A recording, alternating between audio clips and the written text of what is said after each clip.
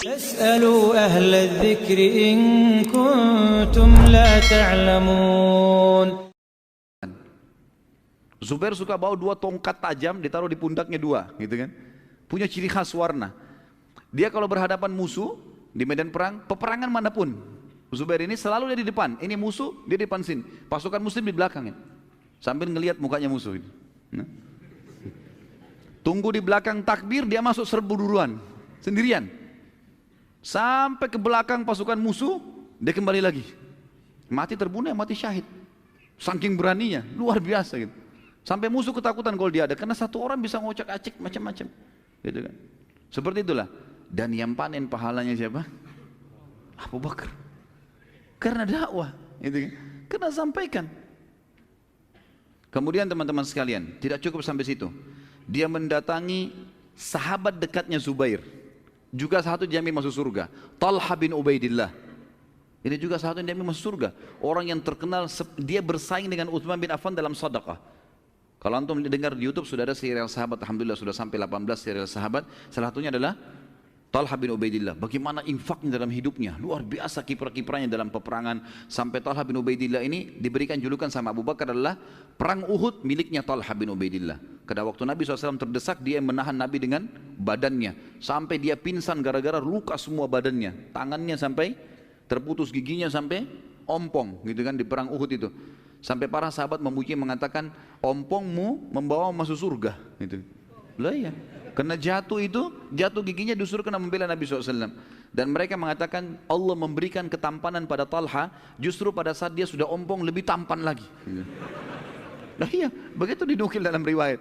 Allah berikan begitu luar biasa, gitu. Nah, sudah masuk Isya? Baik, sebentar. Kemudian setelah Talha bin Ubaidillah masuk Islam, ini hari yang sama ya, Abu Bakar gak tunda nih, juga dipanen pahalanya. Datang dia kepada sahabat yang mulia, salah satu juga yang jamin masuk surga, Sa'ad bin Abi Waqqas. Sahabat yang mulia luar biasa. Seluruh wilayah Persia takluk di tangannya Sa'ad bin Abi Waqqas, seluruh wilayah Persia. Jadi Iran, Irak, Afghanistan, Rusia, semua itu teman-teman sekalian masuk Islam dengan perantara Sa'ad bin Abi Waqqas. Panen pahalanya luar biasa. Puluhan jutaan orang masuk Islam, dan ulama-ulama kita tahu seperti Imam Abu Hanifah di sana, ya kan? Kemudian kita tahu juga Imam Ahmad juga di sana di Irak.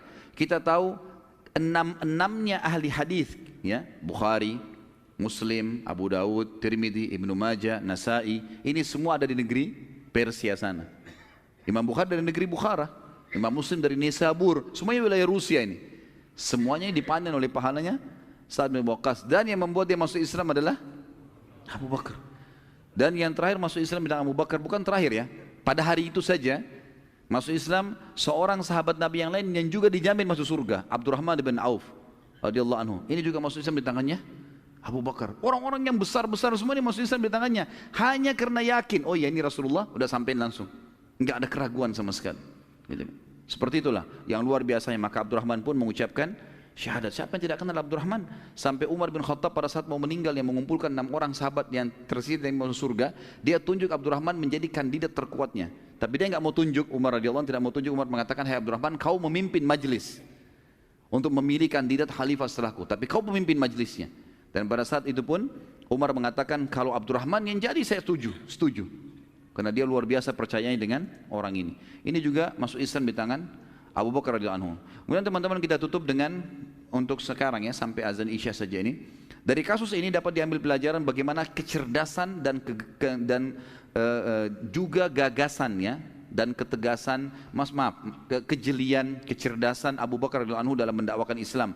Sampai Rasulullah SAW akhirnya bersabda setelah itu, bila ditimbang iman seluruh umat ini dengan imannya Abu Bakar, iman umat ini ditimbangan, semua kita ini, semua sahabat, semua tabi'in, semua ulama-ulama, semua masyarakat awam yang sudah mati, yang sekarang hidup, yang akan lahir nanti, semua umat ini sampai hari kiamat ditaruh imannya di satu timbangan, dan iman Abu Bakar di timbangan sebelahnya, tetap iman Abu Bakar lebih berat.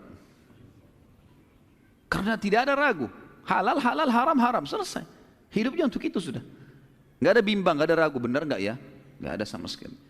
Lalu kemudian kata Nabi SAW, demi Allah dalam hadis sahih, tidak ada seorang pun yang menginjakkan kakinya di muka bumi ini lebih mulia setelah para nabi-nabi seperti Abu Bakar.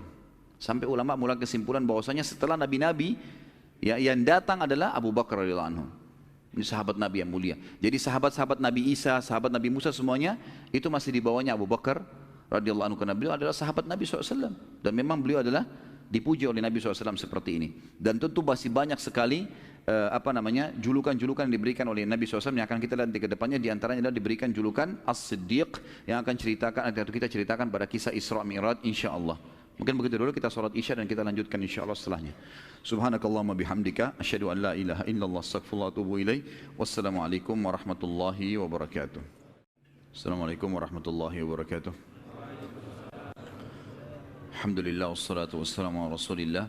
Segala puji bagi Allah subhanahu wa ta'ala, juga salawat dan taslim besar Muhammad sallallahu alaihi wasallam.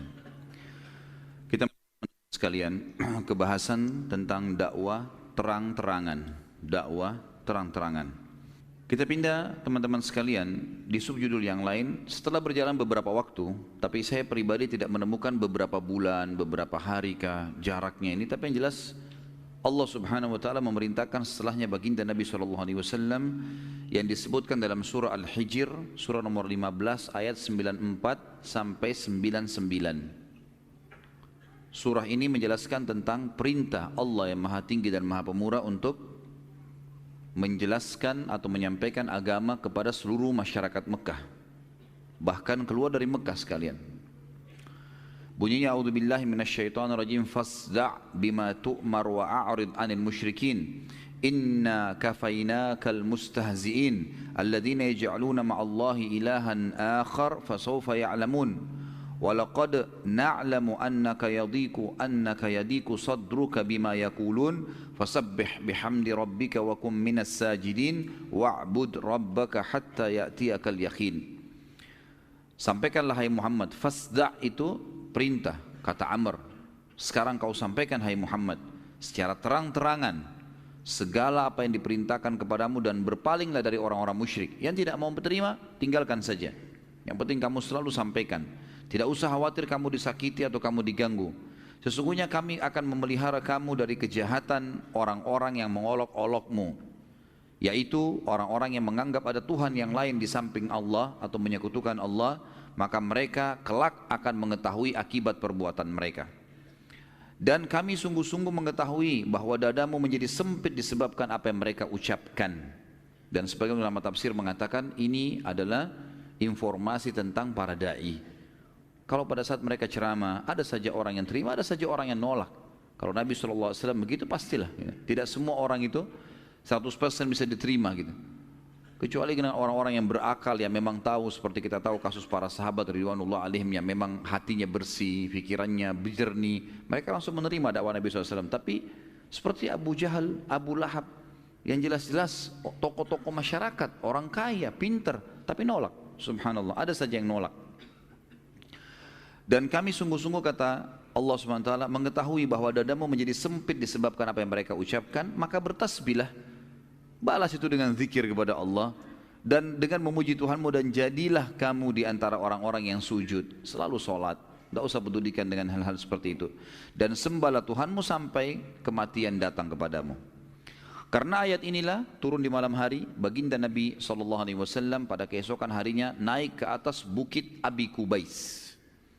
Bukit Abi Kubais adalah sebuah bukit memang khusus untuk mengiklankan informasi di Mekah. Tepatnya berada antara sekarang tempat sa'i dengan istana raja Saudi. Kita tahu di dekat Masjid Haram ada istana yang besar, ada bangunan yang besar, itu bukan hotel tapi itu adalah istana raja. Di sebelah tempat sa'i, di situ bukit Abi Kubais, dulu di situ posisinya. Beliau SAW lalu berteriak dengan suara keras di situ, wa sabaha, wa sabaha. Istilah ini teman-teman sekalian digunakan oleh orang-orang Arab pada saat itu untuk mengingatkan kalau ada pasukan yang mau menyerang. Wasabaha artinya hati-hati, bahaya penyerangan sudah dekat di pagi ini. Seperti itulah, teriak dengan suara keras. Dan ini biasanya yang naik di bukit Abi Kubais adalah sahaya-sahaya di Mekah. Kemudian mereka tidak boleh mengucapkan ini kecuali benar-benar tahu ada pasukan yang menyerang. Karena ini berarti sudah harus ya siaga semuanya. Gitu. Nabi SAW teriak dengan suara keras, terdengar oleh orang-orang Quraisy. Mereka segera datang ke sana. Lalu mereka kaget, ternyata yang dilihat adalah baginda Nabi SAW. As-Sadiqul Amin, orang yang paling jujur dan bisa dipercaya, yang paling terpercaya. Lalu mereka pun berkumpul semua. Lalu Nabi SAW menunggu sampai mereka terkumpul semua. Masyarakat Mekah, lalu Nabi SAW mengatakan, wahai Quraisy, bagaimana bila aku mengatakan pada kalian bahwa di belakang bukit ini, gunung yang ada pada saat itu As-Suwaida, gunung di Mekah, dekat pintu gerbang Mekah, di belakang bukit ini terdapat pasukan yang akan menyerang kalian sekarang.